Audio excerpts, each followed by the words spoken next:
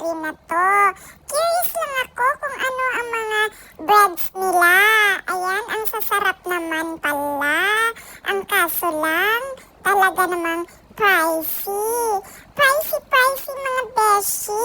Kaya ang lola nyo, nagwi-window shopping na lang. May nakita ko doon na egg tart, 6.5 HKD. That equivalent to 50 pesos.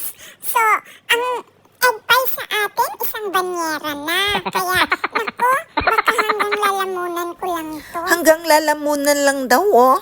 Itong lugar na to mga besh is part of North Point ng Hong Kong.